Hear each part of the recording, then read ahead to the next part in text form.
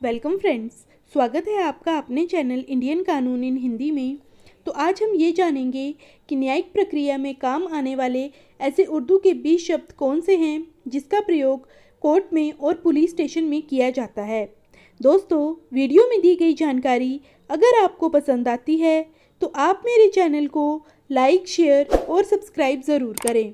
अगर आपने अभी तक मेरे चैनल को सब्सक्राइब नहीं किया है तो आप कर लीजिए ताकि आने वाली नई वीडियो की नोटिफिकेशन आप तक पहुंचती रहे। तो आज हम ये जानेंगे कि न्यायिक प्रक्रिया में काम आने वाले उर्दू के ऐसे 20 शब्द कौन से हैं जिसका प्रयोग कोर्ट में और पुलिस स्टेशन में अक्सर किया जाता है। तो हमारा पहला शब्द है मुकदमा। मुकदमा, यदि ये क्रिमिनल केस होता है तो इसे हम अभियोजन कहते हैं, और अगर ये सिविल केस होता है तो इसे हम सिविल सूट या फिर दीवानी दावा कहते हैं। हमारा अगला शब्द है गवाह। गवाह को हिंदी में हम साक्षी और इंग्लिश में विटनेस कहते हैं। न्यायिक प्रक्रिया में कोई भी व्यक्ति कोर्ट में अगर अपनी स्टेटमेंट देता है तो उसे गवाह या फिर विटनेस कहा जाता है। हमारा अगला शब्द है रोजनामचा। जब पुलिस अपने दिन प्रतिदिन की कार्यवाही को एक रजिस्टर्ड में रिकॉर्ड करती है तो उसे हम पुलिस की डायरी या फिर रोजनमचा कहते हैं। हमारा अगला शब्द है मुचलका। मुचलके को हम बंद पत्र या फिर बॉन्ड भी कहते हैं। जब किसी व्यक्ति को कोर्ट के द्वारा जमानत का लाभ दिया जाता है तो कोर्ट व्यक्ति को कहता है कि आप एक मुचलका पेश कीजिए ताकि आपकी प्रेजेंस शो हो सके, और आपके जानकार के द्वारा इस बॉन्ड को भरवाया जाता है कोर्ट के आदेश के अनुसार। हमारा अगला शब्द है जमानत। जब कोई ट्रायल चल रहा होता है तो कोर्ट के आदेश के अनुसार उस व्यक्ति को जमानत पर या फिर इंटरिम ऑर्डर के तहत उस ट्रायल को विचारणीय तौर पर छोड़ दिया जाता है, जिसे हम इंग्लिश में बेल भी कहते हैं। हमारा अगला शब्द है बरी। बरी होने को कहते हैं दोषमुक्त या फिर एक्यूटल। जब क्रिमिनल केस की पूरा ट्रायल हो जाता है और एक्यूज्ड पर्सन को कोई भी आरोपी नहीं पाया जाता और एक्यूज्ड पर्सन के खिलाफ कोई भी कार्रवाई नहीं रह जाती तो कोर्ट एक्यूज्ड पर्सन को बरी या फिर एक्यूटल कर देते हैं। हमारा अगला शब्द है कैदी। जिस भी व्यक्ति को जब भी डिटेंशन में रखा जाता है तो उसे हम उर्दू में कैदी और इंग्लिश में प्रिजनर कहते हैं। हमारा अगला शब्द है तहरीर। किसी भी लिखित पत्र को हम तहरीर कहते हैं ताकि उस अथॉरिटी पत्र को किसी के सामने पेश किया जा सके। हमारा अगला शब्द है गिरफ्तारी। जब पुलिस किसी को गिरफ्तार करती है तो हम उसे गिरफ्तारी या फिर अरेस्ट कहते हैं।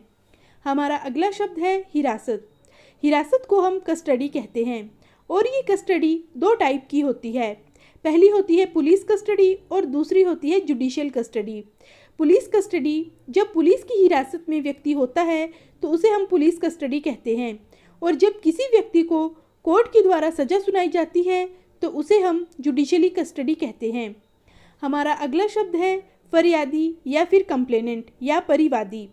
जो व्यक्ति न्यायालय के समक्ष फरियाद या गुहार लेकर आता है तो उसे हम फरियादी या पिटिशनर या फिर कंप्लेनेंट कहते हैं। हमारा अगला शब्द है मुलजिम या फिर मुजरिम। सबसे पहले हम ये जानेंगे कि मुलजिम क्या होता है। मुलजिम, जब कोई व्यक्ति न्यायालय के समक्ष पेश किया जाता है और उस पर प्रोसिक्यूशन चल रहा होता है, किसी भी व्यक्ति पर अगर अभियोग लगाया और वो विचाराधीन है तो ऐसे व्यक्ति को मुलजिम कहते हैं, और यदि वो व्यक्ति दोष सिद्ध हो जाता है, कोर्ट एक्यूज्ड पर्सन को सज़ा दे देता है फाइनल जजमेंट में, तो फिर उस व्यक्ति को मुजरिम कहा जाता है। मुलजिम को इंग्लिश में हम कहते हैं एक्यूज्ड पर्सन और मुजरिम को हम इंग्लिश में कहते हैं कन्विक्टेड पर्सन। हमारा अगला शब्द है इस्तिखाज़ा। यदि पुलिस एफआईआर दर्ज नहीं करती तो हम 190 सीआरपीसी के तहत कोर्ट में इस्तिखाज़ा पेश करते हैं।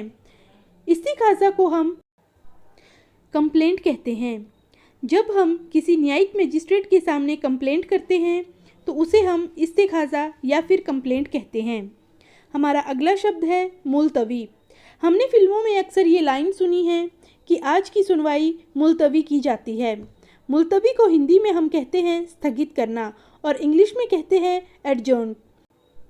जब कोर्ट में बहुत सारे केसेस होते हैं और सुनवाई के लिए कोर्ट के पास समय नहीं होता या फिर कई बार ऐसा होता है कि कोई एडवोकेट एप्लीकेशन पेश करके समय मांगते हैं तो कहते हैं today the case is urgent next date, या फिर आज की पेशी की कार्यवाही स्थगित की जाती है या फिर मुलतवी की जाती है। हमारा अगला शब्द है जिरह। जब ऑपोजिट पार्टी का विटनेस आता है तो एडवोकेट उससे सवाल जवाब करते हैं।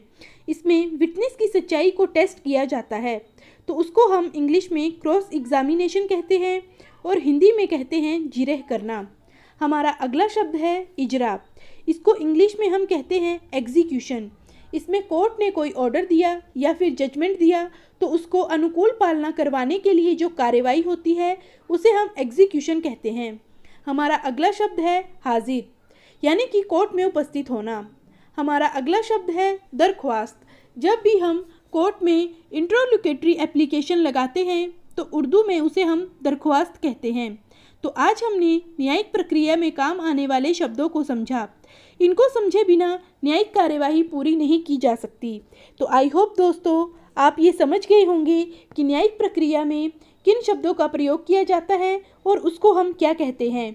ऐसे ही कानून से संबंधित जानकारियाँ पाने के लिए आप मेरे चैनल को लाइक, शेयर और सब्सक्राइब ज़रूर करें। वीडियो में लास्ट तक जुड़े रहने के लिए आप सभी लोगों का धन्यवाद।